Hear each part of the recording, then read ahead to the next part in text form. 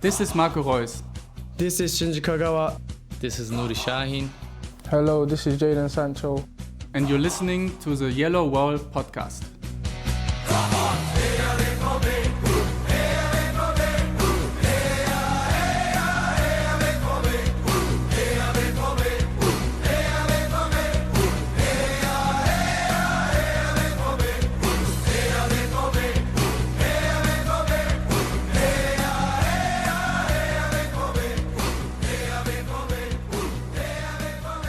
Hello, everybody, and welcome to the Yellowwall Podcast, episode 537. I am your host today, Matthias Hook, because Stefan is not able to make it. So we will just ignore his existence. And with me is Lars Pollmann. Lars, how are you doing today? I have to check myself because I usually say, I'm good, Stefan, how are you? So I'm good, Matthias, how are you? I am doing very well. It's springtime in Wisconsin, and it's not snowing anymore, even if it feels like it could be. But no, things are good. The spring is in the air, summer's around the corner, and so the kids are ready to check out of school. And speaking of checking out, it seems like our favorite football team, Borussia Dortmund, that many of their players have already checked out for the season. It's been a few weeks since our last episode, but in the intervening weeks, Borussia Dortmund have not exactly performed at the peak of their abilities, losing 1-0 to Bayer Leverkusen, losing 1-2 to TSG Hoffenheim, and then losing this last weekend 0-1 to Borussia Mönchengladbach. In between, there was a very glorious 4-0 victory against SC Freiburg, but it's against SC Freiburg in Dortmund, which is kind of, if Dortmund don't beat Freiburg and don't beat them handily at home, then the world really is a bit topsy-turvy. Lars, we kind of titled this the vibe check. How do you feel like the vibe is both inside and outside of Borussia Dortmund right now? What's the opposite of immaculate? Is it maculate? I don't know. It's been raining for, I think, 36 hours straight here in Dortmund. I kind of feel like that's an apt commentary about how most people feel about the last few weeks, because obviously, as you've laid out, performances and results haven't been great, which for the most part this season not necessarily been congruous, if that makes sense. I honestly feel like, and we'll probably get into this a little bit later, that this is actually quite a dangerous situation, because it seems to me like there's a level of toxicity being built up that might, spill over early next season if, both performances and results early at the start of the next campaign, don't match up. So I think there's not a lot of leeway being given to the coaching staff and these players for letting this season peter out, because obviously they don't have anything else to play for. They didn't make it into the final four of the Champions League or anything, so it's one game a week, and people like us who look forward to this one game a week are coming away a bit disappointed over the last few weeks.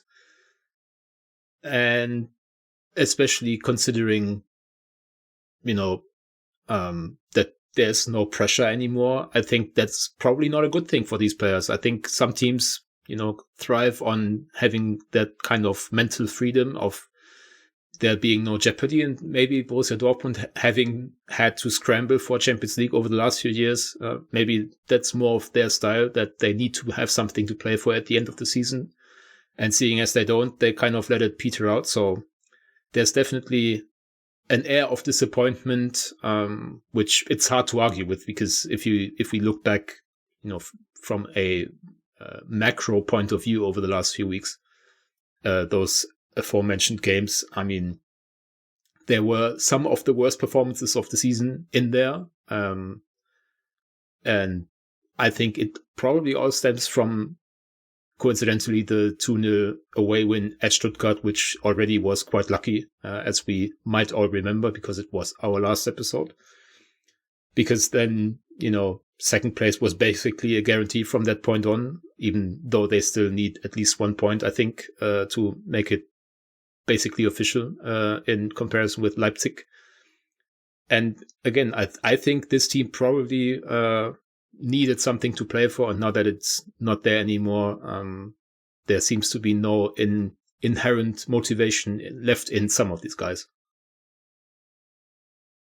Yeah, and that kind of reminds me of the dark days of Nuri Sahin, who had that kind of belief that some other coaches have, or players have. A lot of times, top professional players have that. A player will just motivate themselves, and a coach doesn't need to do any of the motivation. So my question there is, and I don't subscribe to that at all, because not all players are the same, obviously. Gregor Kobel said that he didn't sign a contract for 31 matches, but for the entire season. And Ole Bo kind of echoed something very similar. He's not happy with the lack of professionalism, really. And so my question is, since players obviously can't self-motivate, does this fall at the feet of Niko Kovac that he can't get them to get 1 point out of any of these 3 matches that they lost? And against Gladbach were the clearly better side, and the Stuttgart match you mentioned was very lucky that Dortmund came away with a win at the end. So is there an issue between players and the coach here in this sense, that he can't get them to just go and play and get it done and finish out the season on a high? Can I say I don't know? I mean, I always think these things are kind of hard to gauge from, the outside, because there are many factors playing a role, I'm sure. I mean, a lot of these guys are probably already looking forward to the World Cup, or maybe thinking more about themselves in terms of actually making the squad. Be that someone like Maximilian Bayer or even Julian Brandt might have some remnants of hope of making the Germany squad. So I think it's probably a bit too easy to say, it's up to the coach to motivate the players, because, as you said, one should be able to assume that there's a level of motivation coming from, these highly paid athletes themselves, which I think I probably overestimate at some points during the season. I always thought that this wasn't going to happen. I thought there was more pride in their great record of only having been beaten by Bayern in the Bundesliga for more than a year until the Leverkusen game. So I think at the end of the day, the coach can only do so much. And I think if we wanted to take a more positive look at Niko Kovac's work, we could, for example, point to Samuel Inacio getting 2 starts in a row. In the last game at Gladbach, they also played Luca Reggiani, so 2 teenagers, which is obviously a point of criticism. Many people lob at Niko Kovac that he doesn't develop young players, doesn't give them enough opportunities. So at least they got a chance to show themselves, and Inacio did really well in the Freiburg game, and then turned around and played 90 minutes at Gladbach. Obviously, the game didn't turn out the way we would hope it did, but at least he got valuable experience, because obviously losing games also is important, an important lesson to be learned there for every young player. So I think at the end of the day, I kind of expect the players to motivate themselves, even though I understand that makes me sound like Nuri Sahin, and that's almost never a good thing. Yeah, I mean, I'm with you in the sense that you should have enough professionalism about you to do it. But of course, there are players where we've questioned their, let's say, attitude over the last couple of seasons. Either they're really up for it and they play really, really well, or you can just see it. You have eyes and you can see them kind of going, meh, I don't really care right now. And that never plays well. It doesn't play well with any football club's fan base, but I feel like at Borussia Dortmund, it really doesn't sit well. And I think with Niko Kovac, also to defend him a bit, that doesn't sit well with him because he was never that type of player. He always gave everything all the time, as did his brother, and that expectation is there that players do that as well. So aside from players that are going to leave, that we know are going to leave, and we'll talk about them here in a minute when we look ahead to the Frankfurt match, do you think that there are other players, given lack of motivation, that maybe, Bulk and Kovac, should Kovac still be the coach next season, are looking at and going, I don't know if I can continue to have this person be a key nucleus around the squad, because like you said, there's that danger of a toxicity building up within the squad that can carry over into next season? I think we need to be careful with, analyzing this stuff from the outside again. But if we wanted to engage in like analyzing body language, I think we probably have to look at Serhou Guirassy over the last few weeks, even though, he's still been relatively good in terms of, scoring goals, or at least getting scoring opportunities, as opposed to someone like Fabio Silva, who barely does anything when he starts as center forward. But to me, Guirassy kind of looks a little bit checked out mentally. Maybe it's just also, a very long season. He's not the youngest anymore, albeit not an old player by any means, but probably someone who nurses a bit of a nagging issue here and there after playing basically without a real break, because we have to remember back to last summer that Dortmund were engaged in the Club World Cup and had a very disjointed, let's say, preseason or off-season, if that even exists in football these days. So there might be, an explanation here or there for someone like Guirassy, but the way he's looked over the last few weeks has been disappointing, in my opinion. And there's always, the rumor mill going on about him, that he's looking for one big final contract in his career. He's obviously a bit of a late bloomer in terms of the highest level of football, because he obviously kind of flamed out at Cologne early in the Bundesliga and then rebuilt his career in France and then came back to Stuttgart in the Bundesliga and probably only then really started making like proper money, if that makes sense. So I can understand if someone like that is looking at possibly moving on in the summer, but ideally you would position yourself with, a strong finish to a season. And it kind of looks to me like Guirassy has, again, mentally checked out a little bit. I don't know if that's ultimately fair. And again, that's why I put the caveat on it that we need to be careful. But I mean, what's a podcast without a little speculation? Yeah, obviously I'm also not necessarily one who's big on, let's do the speculation rumor mill.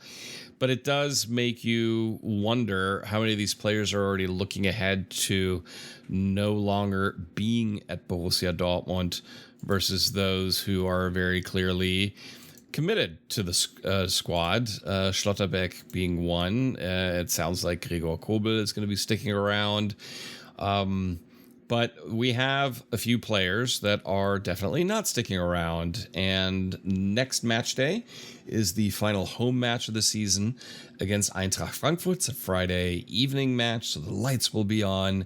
And that's when you'll have Julian Brandt, Niklas Süle, and Özcan saying goodbye to the club. How do we look at these three players and their time at Borussia Dortmund? In my personal take is Julian Brandt had a great time overall at Dortmund. He had, some ups and downs, but overall I would say more ups.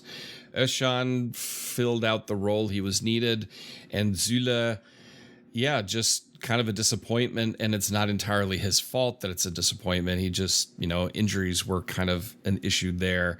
How do you see these three players and their time at Borussia Dortmund? Yeah, I think basically the same as you, very differently with those three guys. I think the football public, especially in Germany, kind of overstates the level of inconsistency in Julian Brandt's game, because if you look at, pure numbers, which ultimately as an attacking-minded player, it's not unreasonable to look at, the output he generates. And he's basically been good for, let's say, 20 goals and assists across competitions throughout his time in Dortmund. Give or take a goal here and there, but generally speaking, you always knew at the start of the season you can count on Julian Brandt being one of your, if not the most productive attacking players. And as I said, when they announced that he was going to leave, I personally would probably have given him a new contract. And I'm kind of thinking that the only reason he's not going to be here next season is because he himself wanted to face a new challenge, probably go to a new league. I could still see him fit very well in, Spain, because that's kind of the cultured way of football that he provides. But over his tenure at Dortmund, I think we will look on it very fondly over the years going forward.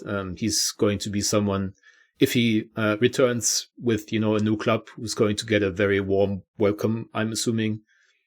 Then Salih Özcan, I'm kind of there with you. Like there was little risk involved with his signature from Cologne, kind of a role player.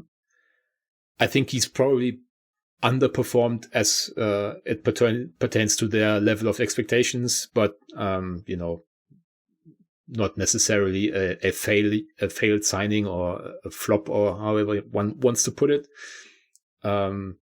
Whereas Niklas Süle is arguably one of the bigger transfer flops in recent Dortmund history, even though he came on a free transfer, so at least there was no fee involved. But as everyone should know these days, that doesn't actually mean the player came for free. Like, there's quite a bit of money changing hands. And given that he was signed from Bayern Munich with the expectation that he was, maybe the one player to put Dortmund over the top, or at least get him within shouting distance of Bayern Munich, that really hasn't happened, outside of the season that ended in the game that shall never be named again on this podcast, which incidentally he scored in, and kind of gave a little bit of false hope right at the end.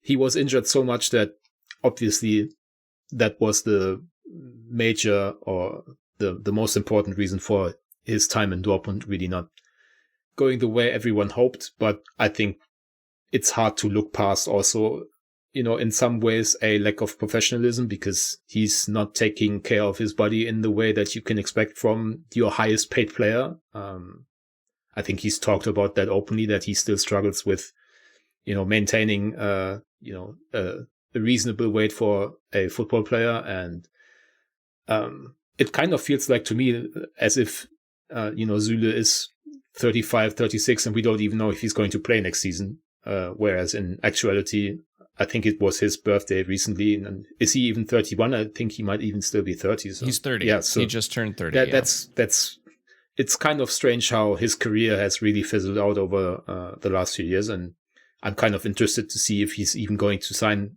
a decent contract at a, high level club, which if someone had told us that when Süle came to Dortmund, I think most of us had very different expectations for this transfer.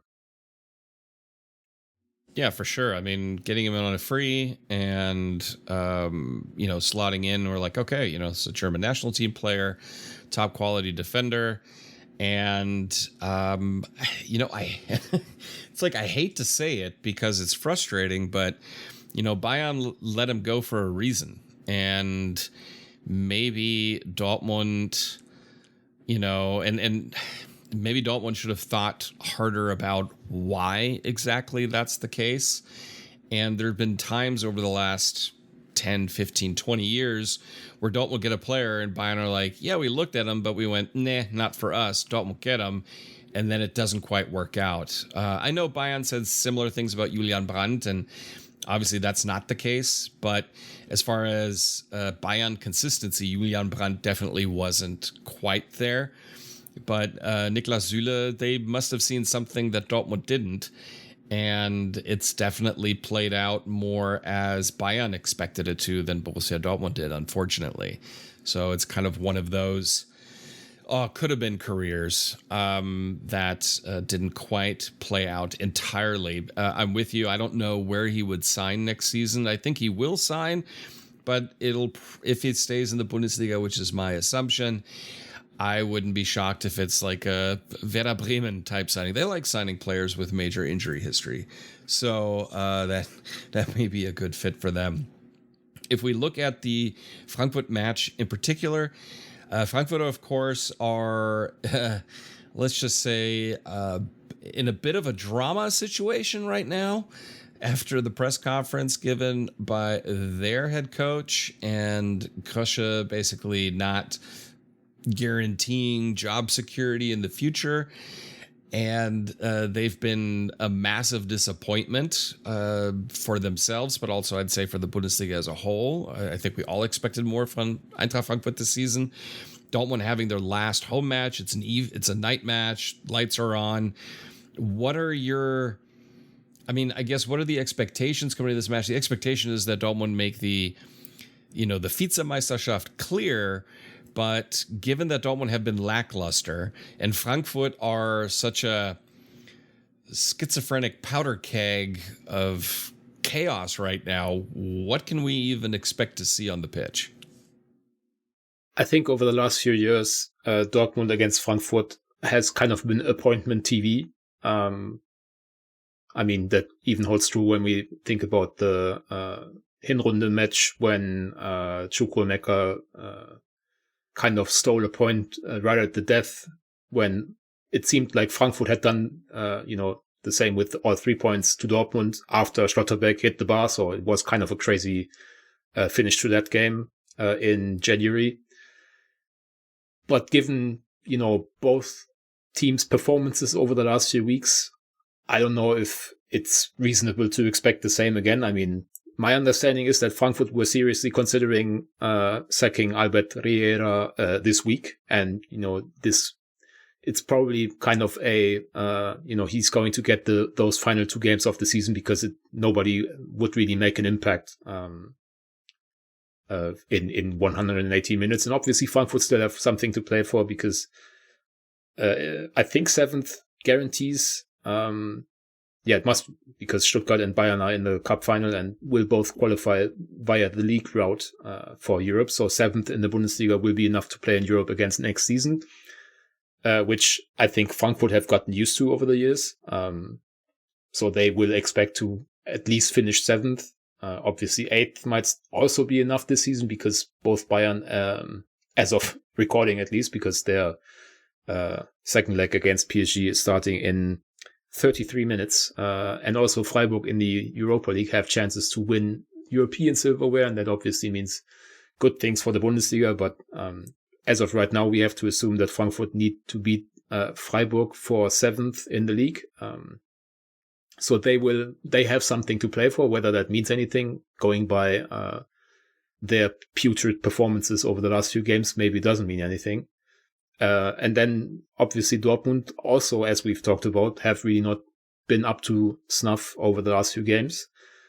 I'm kind of hoping that this being the final match day at home this season makes a difference. And also because the Frankfurt games have been very emotional over the last few years, that maybe, the issues that we've talked about in terms of motivation and getting up for the game might not materialize in this one.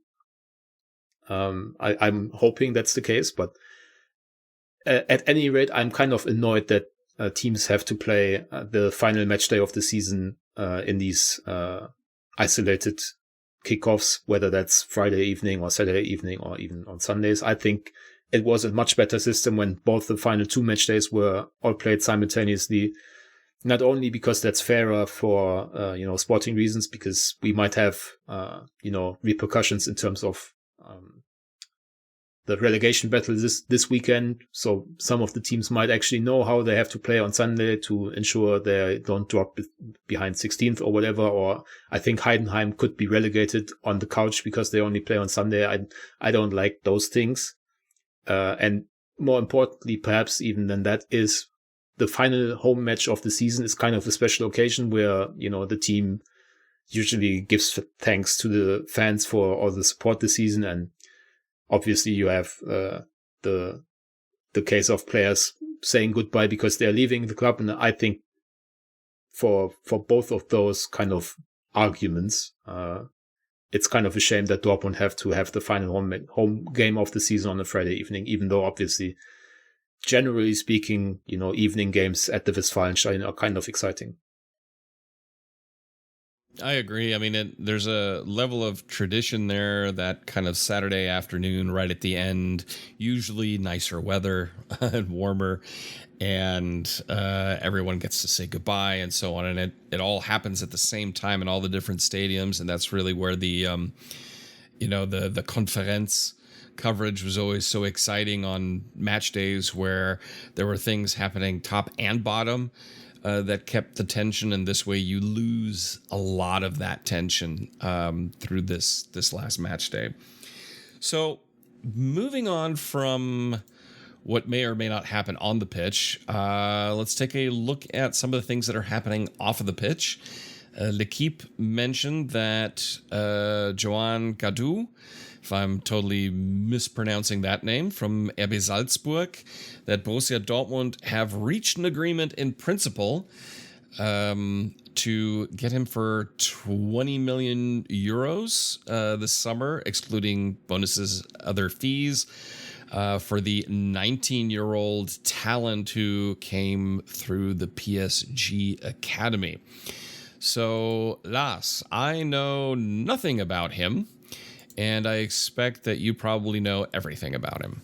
Yeah, sure. When I'm not podcasting, I'm watching RB Salzburg religiously. So, I watched, I think, 15 minutes of cut-ups of his game, which obviously never include like boneheaded mistakes or penalties given away or anything. So they're really skewing towards highlights, basically. But there is a lot to like about this young kid.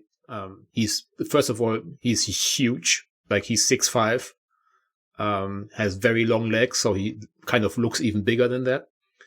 The long legs also lend themselves to quickness, or let's say speed more than quickness. I think probably, lateral movement is not necessarily a strong suit of a player with that, physical profile, but long speed is definitely there, which I think is an underrated concern for Dortmund, because their only quick center half is Emre Can, and obviously he's going to miss at least the start of next season as well. So it's good to get someone in who might be able to keep up with, a winger breaking through or whatever.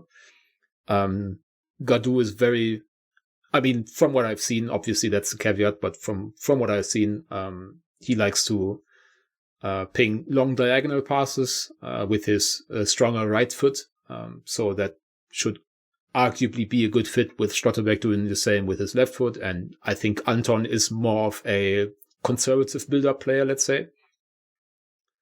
I think the defensive instincts is probably something that a 19-year-old will always have room for improvement. But from all I've seen, it looks like a very highly rated and also highly sought after talent that Dortmund were already lining up, we have to say, under Sebastian Kehl, who made a scouting trip to Austria, which was fairly widely reported. I think he probably told some people in the media to show that they are now starting to once again look outside of, Premier League benches and FC Bayern for signings. And then obviously he was removed from his office, and Ole Burg, this Gadou guy, is obviously going to be, or I'm saying obviously, but he seems to be the first signing Dortmund make under Ole Burg, which fits into their, I guess, refocusing on young players, because obviously he's now the third teenager Dortmund are going to or have already signed for the summer.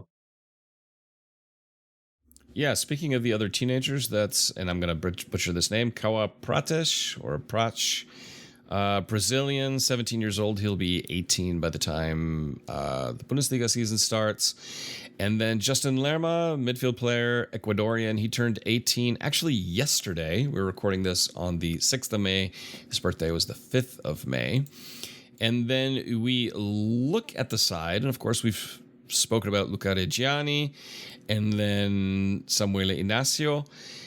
So these are young players, very young players. They're all teenagers, 3 new ones, and then the 2 I just mentioned. High profile, highly talented.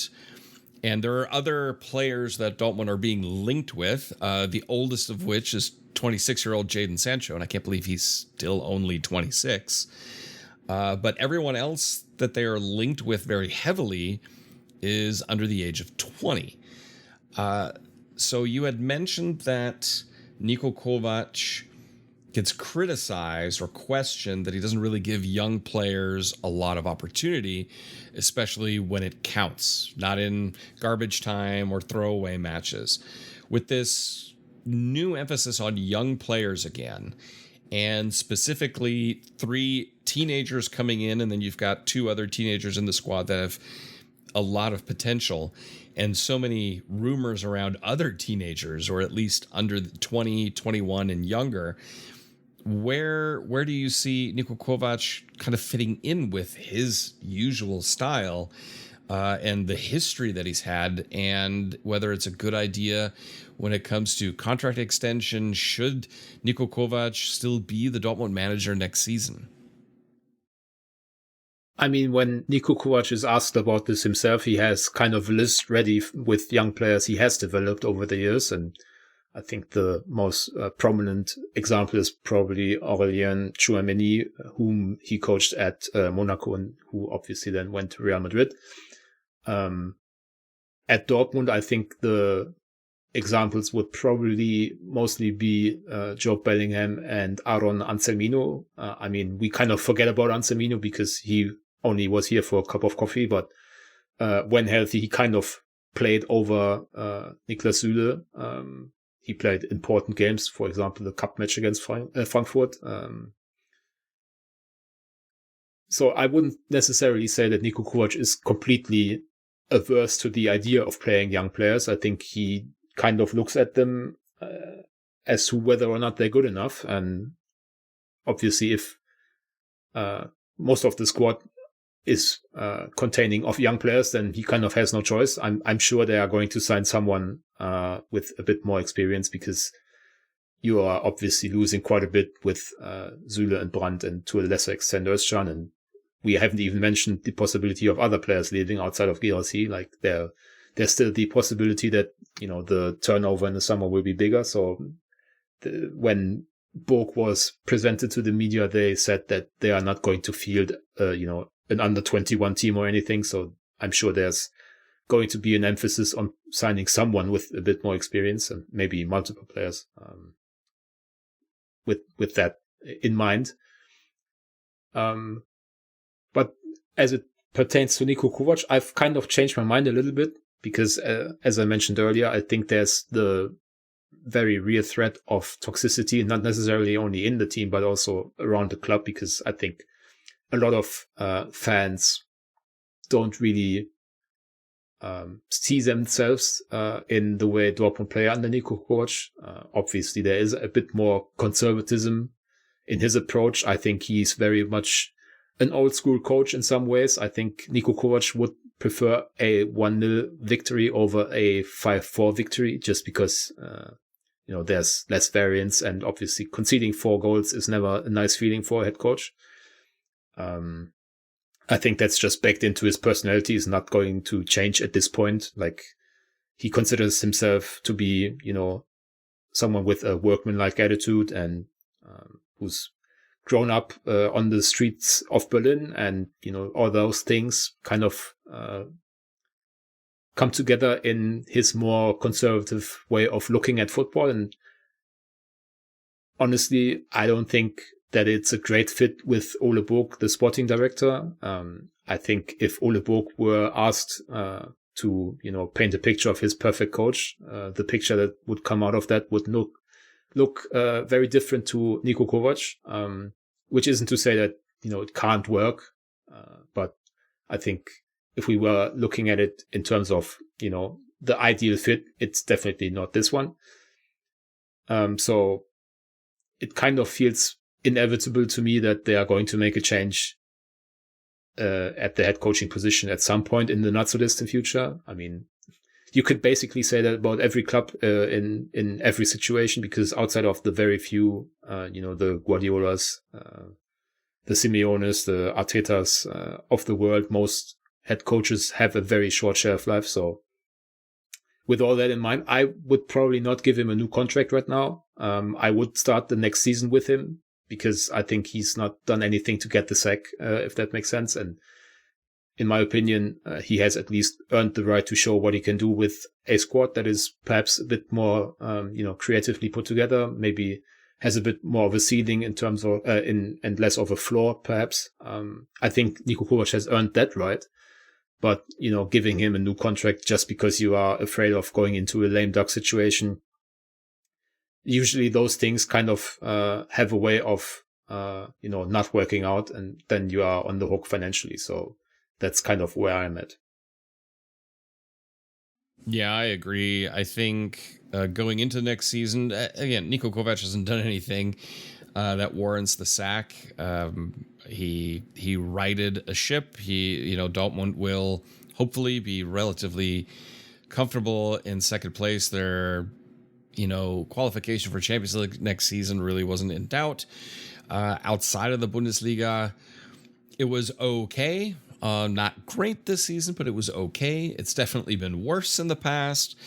So going into next season with Niko Kovac, I don't think is a bad idea. And then you can always make the make or break decision heading into the next winter break. I think that's probably the smarter decision, unless, of course, something amazing presents itself in the summer. But I'm with you. I don't think this is a long-term relationship at this point anymore, because there's just too much of a disconnect between Kovac's tactical managerial style, the type of players he likes to have, and the profile they have versus what the club have now said the new direction is under Bulk, and what the fans expect, as you said. So I'd be surprised if there's a change this summer. I wouldn't be shocked. But I would be shocked if they extend his contract at this point. But that's the reporting. So they are very much trying to do that. So I think it's basically a foregone conclusion that he's going to go into next season with a new contract, and we will have to make our peace with that. Yeah, I mean, yeah, that's true. And it's probably just hey, when we do sack you, at least you'll get some money kind of a deal, which, okay, you can think about that as you will. If my personal opinion is, if they're not convinced he's the man for the future, then they should just make a change in the summer and announce it after the last match day. And you have that summer to get things in place with a new manager that's quality. But I also wouldn't know exactly who they could bring in at this point, even though there are a few good names out there for sure. Now, as far as kind of, one quick little mini speculation here before I think we knock it on the head. Once again, after Kadu, the most rumored transfer to Dortmund is Jadon Sancho.